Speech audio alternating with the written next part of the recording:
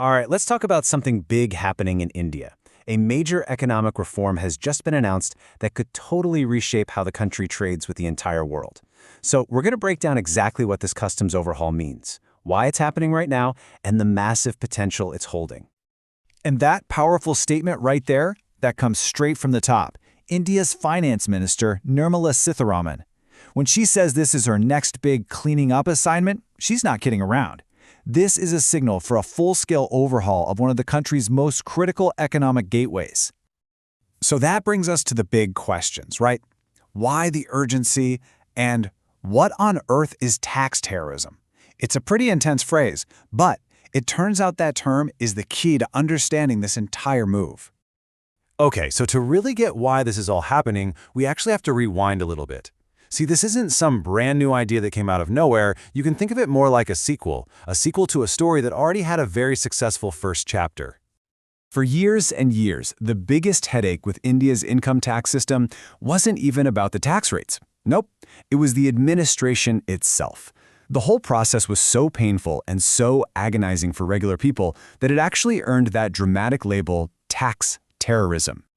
So the finance minister is drawing a really clear parallel here. With income tax, the problem was this intimidating system. The solution? They made it faceless, they made it digital, a lot less scary. Now look at customs. The problem is that it's seen as tiresome and cumbersome. And the proposed solution? You guessed it, enhanced technology and more transparency. It's the exact same playbook. So really, this is all about replicating what worked before. The government is taking the lessons it learned from overhauling the tax system and applying them directly to customs. The goal is the same: create a system that's cleaner, smoother, and just way less intimidating for businesses to deal with. Okay, so that's the why. Now let's get into the how. What does this overhaul actually look like on the ground? Let's dig into the government's specific plan for changing its customs framework. First, just a quick refresher so we're all on the same page. The Customs Authority, who are they? Well, think of them as the official gatekeepers of a country's trade. They collect tariffs, which are just taxes on imported goods, and they regulate pretty much everything that crosses the border. Their role is absolutely central to all international trade. So, the reform playbook really breaks down into 4 key pillars. First, simplify all those complicated procedures. Second, increase transparency so everybody can see what's going on. Third, reduce tariffs to make trade more competitive. And fourth, and this is the big one, enhance the use of technology across the board. And technology really is the linchpin of this whole reform.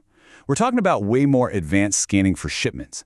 What this actually means is less need for physical inspections, less direct contact between officers and the goods themselves. The main goal here is to minimize human discretion and the potential for delays or corruption that comes with it, and instead build a system that runs on efficiency and trust. And this isn't just about the process, it's also about the cost. The government has also promised to review and lower customs duties on things where the tariffs are just, well, too high. This should make a lot of imports cheaper and really boost competitiveness for some key industries like manufacturing. But an overhaul this huge is never simple. Putting this plan into action brings up a really fundamental challenge, a delicate balancing act that is at the heart of customs reform pretty much everywhere in the world. And here it is. This is the core dilemma. How do you make trade super smooth and fast for all the legitimate businesses out there without also accidentally opening the door for smugglers and other illicit goods to get in? Making things easier can also make them riskier. The whole challenge really just boils down to this fundamental tension. You've got the need for ease of doing business on one side and the absolute necessity of strict enforcement on the other. So finding that sweet spot is everything. The goal is to make life way less burdensome for legitimate traders without ever lowering the guard against illicit activity. And the proposed solution to thread that needle? It's all about using smart technology. Things like AI-driven risk management to create a system that can be both incredibly fast and incredibly secure at the same time. And it's so important to just zoom out for a second here. This customs overhaul isn't just some standalone policy. It's a critical piece of India's much broader plan to improve its ease of doing business ranking and become a way more attractive hub for global trade and investment. So, this leaves us with the big, critical question. If India can actually pull this off, if they can get this delicate balance just right, could this reform be the key that finally unlocks the country's massive global trade potential? Well, that remains to be seen. Thanks for digging into this with me.